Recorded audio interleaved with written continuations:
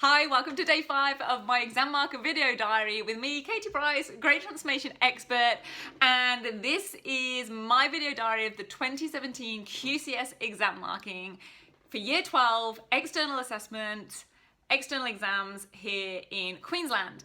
Now, if you didn't already know, and I don't expect you to know if you're not in Queensland, these are exams that are totally skills based, okay? So they're not about any subject specifics, they're all about testing all different types of skills and elements for students that cover both literacy and numeracy, but it's something like 48 or 58 different core curriculum elements, CCEs.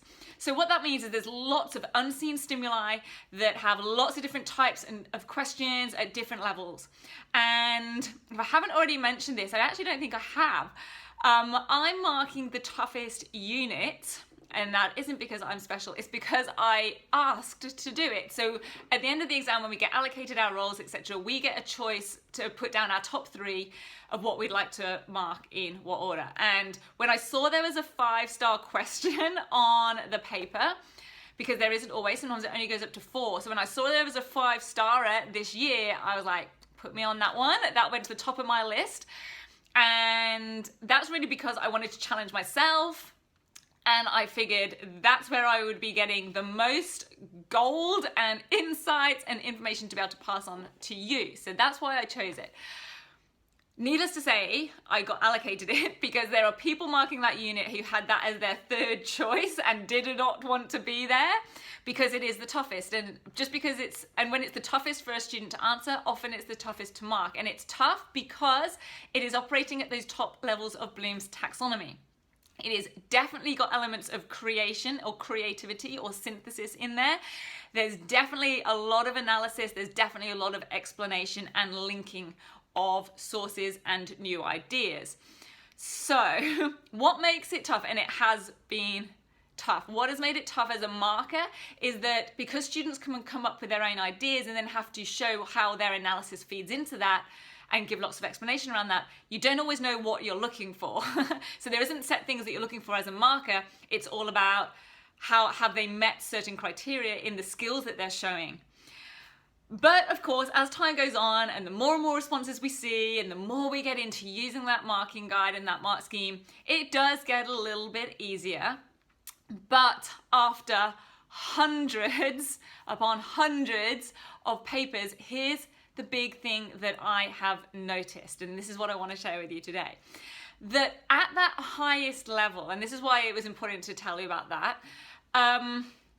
you don't always expect to see many A's, all right? Because of course, this paper is, spanning the whole selection of students that are sitting the paper. So you don't expect to see many A's. But actually, I've seen probably a few more than I would have expected.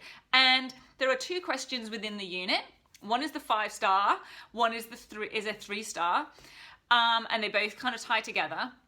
But here's what I've noticed. Where on the marking sheets, we have very specific computerized or proper official marking sheets, computer produced with all the numbers and stuff attached. Anyway, we mark the 2 questions within the unit together. And what I'm starting to see is where the A's are. It's an A for both questions for that particular student. I don't get to know who any of the students are. They're all just numbers and codes. But what I started to see is when I'm marking the 2nd question and I'm putting that A in, I'm like, they got an A for that 1st question too. And that's interesting. They got an A for both questions, because that's a rare thing to see, okay, to get 2 A's for tough questions. But what I've realized is it's because of how they're tackling the question, because this is not a knowledge-based exam. It is not subject-specific. It's not about how well they know a topic. They will have not seen the sources and the stimulus, and it's a visual stimulus, and it's more of a literacy and creativity type question, which is why it's a challenge for me, because they are not my strengths. That's why it all comes down to exam technique. So what I'm realizing is if they can answer this question well, they can answer this question well. If they can break down the 3-star, they're breaking down the 5-star, and obviously vice versa. It's all about how they tackle that question and structure their ideas and answers, because of course when they can come up with their own answers or their own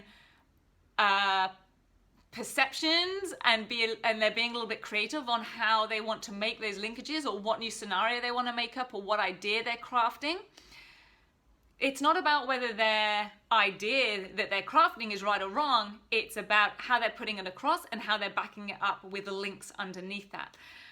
So that's what I wanted to share with you today, that there are actually I won't say a significant number, but a higher number of students than I would have predicted that are getting A's in this, and that it's the students that are getting an A in one that are getting an A in both parts, as opposed to they get an A in this, but maybe they get a D in this out of the two parts within the unit. And that's because they have the structure, they have their exam technique nailed, they have their plan of their response set out. It's easy to follow as a marker, it's easy to award credit, it's easy to see where they are nailing the criteria and achieving the standards that we have to look for. So that's my message, that it's all about exam technique, it's all about structure, it's all about strategy. That is a huge part of addressing any type of exam, because if you imagine that this is possible for something that we haven't ever seen before and we've not been taught about and maybe don't have that many skills in, if we can apply those things and get those A's, because these are not necessarily, totally creative students, they're students who are able to go, okay, this is what I need to do, this is how I need to put it across, then it's doable for anyone in any subject, in any type of exam question. So that's it from me. I hope you've really got a lot out of this video diary. I'm off to do a referee marking tomorrow. So that means that those papers, if you remember way back on day one, those papers that have been marked twice, but have been given different grades from those two markers, they go to what we call referee marking, and there's a certain percentage of markers that go forward to be referee markers. I'm always pleased to say that I have been on that list every year. Markers that mark accurately and quickly and carefully, we go on that list, and we'll be doing referee marking tomorrow. So if I have any more insights from that, I'll be sure to share them with you. Or otherwise, if this turns out to be the last day of my diary, then have a fantastic week.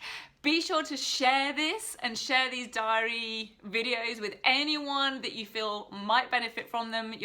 Feel free to put in a link in an email or share it through Facebook, like, comment, etc. Let me know your feedback. I'd love to hear from you. And until I see you next, have a great day, have a great week.